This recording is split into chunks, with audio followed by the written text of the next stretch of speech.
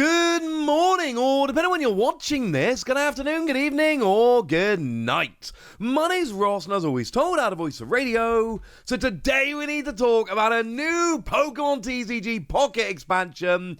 It's Extradimensional Crisis. And the Ultra Beasts. That's what we're talking about here, dudes. The Ultra Beasts are here. And I, for one, am quite happy about this. I like Ultra Beasts.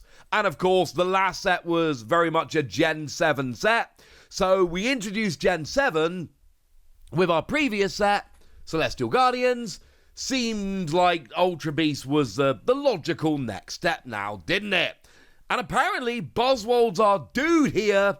Buzzwold gets the front of the booster pack, or at least prime positioning on the front of the booster pack. There are other Ultra Beasts on the booster pack. I love the design, by the way. The red here. It's just doing it for me. I think this is a cool looking pack. It's out on the 29th of May, which is exactly 1 week today. Thursday, the 29th of May. And we've got ourselves Buzzwold. So on the front of the pack, we might as well start off there. And what we've got is a grass Pokemon, 140 HP, which is gigantic on a basic Pokemon. We got 2 energy 30, which is not great, honestly. We've seen a bunch of Pokemon that got single energy 30. This has 2 energy 30. That's worse. But you add a third energy on there, and it does 120. Now, it says during your next turn, this Pokemon can't use Big Beat, which is a little bit annoying. But you get a big hit for 120, bring something else up just for a minute. Just a little kind of extra thing. And then go straight back to it after. Of course, there is an argument here to use Superior, which doubles up your grass energy, so you only need actually 2 on there. But regardless, this is a lot of damage. It's a basic Pokemon. It's going to be very consistent. The other Ultra Beast EX we were shown is Guzzlord. Guzzlord EX comes in 2 energy, 30 damage. Flip a coin till you get tails. For each head, discard a random energy from your opponent's active Pokemon. Yeah, this is going to get, ridiculously annoying. And yes, I'm fully aware that it's not always going to be super easy. Sometimes you're just going to flip tails. And when you flip tails, this doesn't do anything extra. It's just 2 energy, 30 damage. Although, to be fair, Buzzwold's 2 energy, 30 damage. This actually got 170 HP on a basic Pokemon, which is just absurd. And you get to potentially get rid of all of the energy. You're going to win games by just sitting here with Guzzlord in the active, just flipping enough heads that your opponent never gets anything rolling. There will literally be games that you can win just by having it up there, which I personally find hilarious. And will stop finding hilarious when it inevitably happens to me, and I realise it's actually not that funny. We then got 4 energy, 120, and look, 4 energy, it's a lot, I grant ya, but it's 120 damage, which is honestly not too shabby. Plus, you'll be using the first attack as you're getting ready. But I tell you what, my favourite EX that got revealed this morning, it's not an Ultra Beast EX, it's Tapu Koko. I think Tapu Koko is nuts. 130 HP, which is not as big as we've seen on the others, but still. Single energy, 20 damage. Attach an energy from your energy zone to this Pokemon. Free energy, 90. If you go second with Tapu Koko, turn 1 you do 20 damage and attach a second energy. Turn 2 you're hitting 90, 90, 90, 90, 90.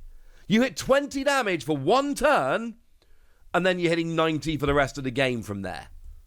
Well, not for the rest of the game. At some point, Tapu Koko will go down. Maybe you'll have enough energy on your next one. But you see my point here. This is phenomenal. Yeah, I'm a gigantic fan of this. I think Guzzlord looks really fun. But I think Tapu Koko looks potentially, broken. There is a chance it's, a bit too good, honestly. Yeah, keep an eye on this one. This one looks redonkulous. But don't worry, ladies and gentlemen, because we've actually got a bunch of other Ultra Beasts that we can have a chat about as well. Like, for instance, might as well start with Blacephalon, because they've shown us the lovely alternate art here by Akagi. Look at it! we got free energy, 130, plus it does 70 to itself. So, and to be fair, that canonically does make a lot of sense. And, oh, seriously, look at the artwork. But you get free energy on here, and look, you're going to get 2 hits max, maybe just 1, because 1 hit puts you down to 30 HP remaining.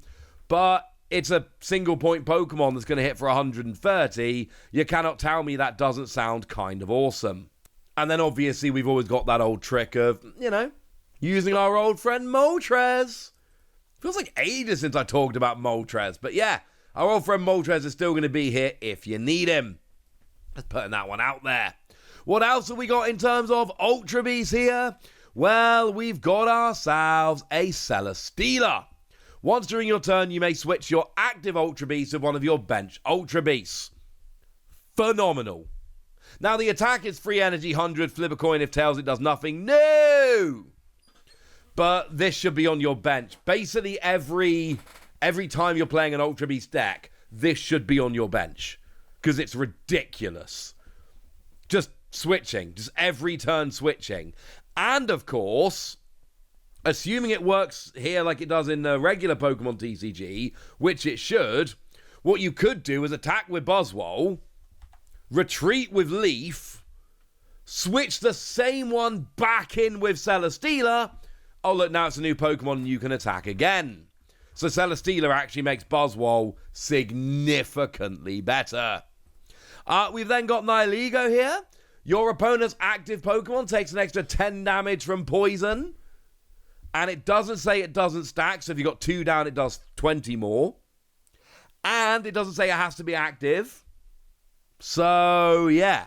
2 of these on the bench, 20 more damage from poison. It makes a 2 energy 30 look a lot better. And seriously, you get going nice and quickly on here. 30 damage plus double poison. Or use one of the myriad of other Pokemon that can poison. I'm just saying, this one looks fun. We've also got Pheromosa coming in here. Single energy, 20 to the active, 20 to one of the bench. This, again, is a great card. Turn 1, going second, 20 to the active, and you get to hit one of the bench as well. Yeah, ridiculous. Great attack. Phenomenal in the early game. Big fan. But this is another reason why Celesteela comes in so big here, because turn 1, I get Pheromosa. I don't have enough energy for anything else. So turn 1, I just go and get Pheromosa and start doing 20-20. But then, when I've got something else which is 1 energy away from attacking, I use Celesteela to swap out, I use Dawn to move the energy over, and now not only have I got this really nice attacker in the early game, but I'm not actually losing any energy here.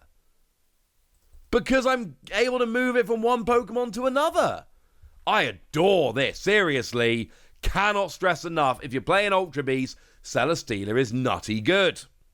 Now, the other cards that we got nice clear scans of, there's a type Null.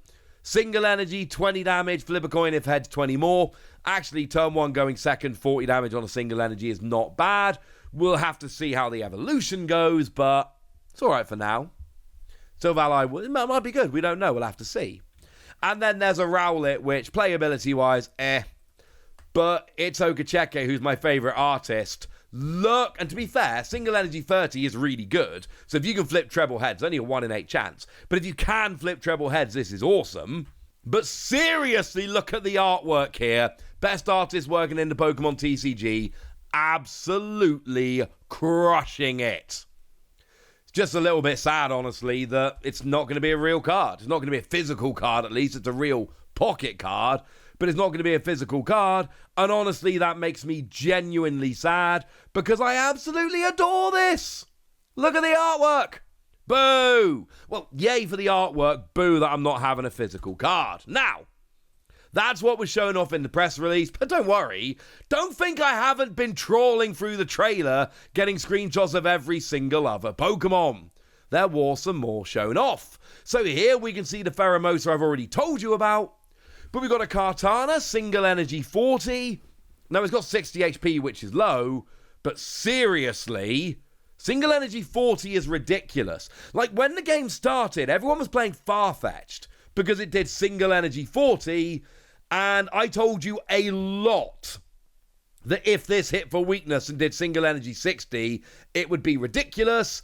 And that's why it had to be on a colorless Pokemon, because single energy 60 is too good. Leads to a lot of turn 1 going second KOs. Well, here, if there's a grass weakness in play, this is single energy 60.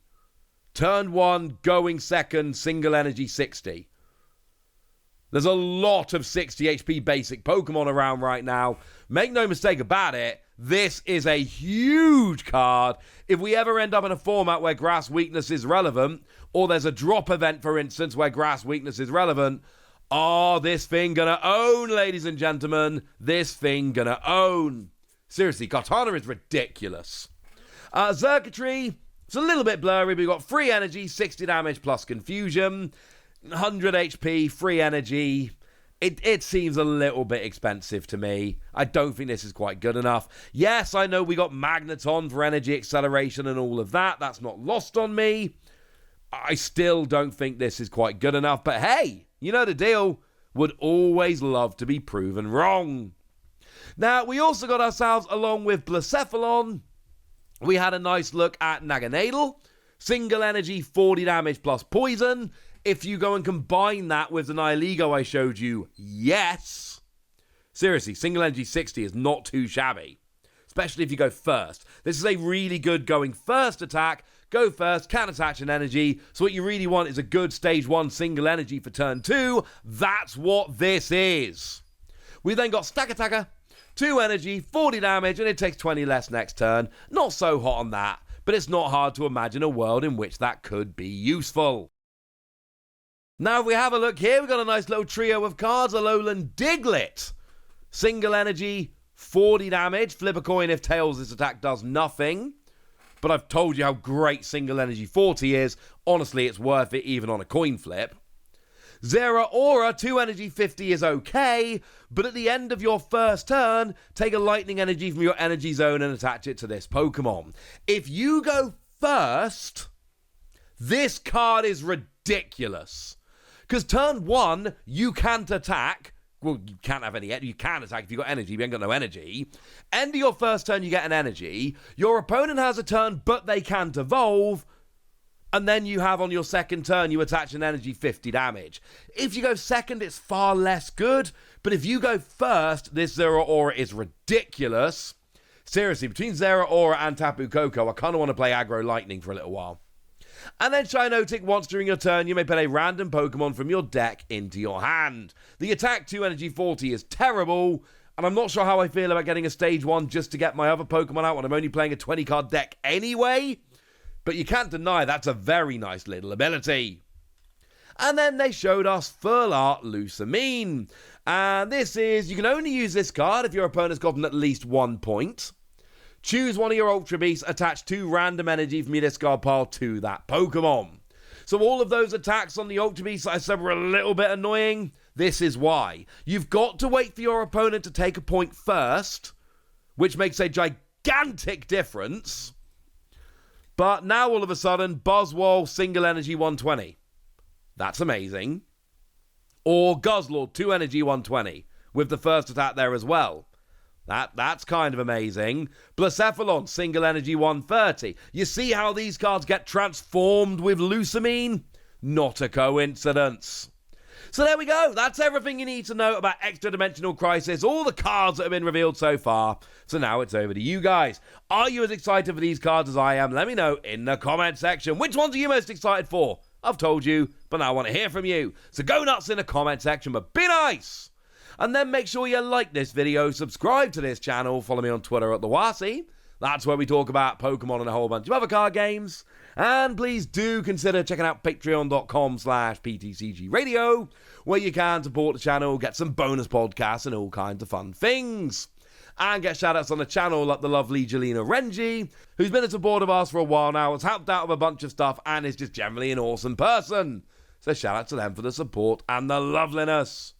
But by far the most important thing is always, look after yourselves till next time, would ya? Thank you very much for watching. My name's Ross, and you've been watching PTCG Radio.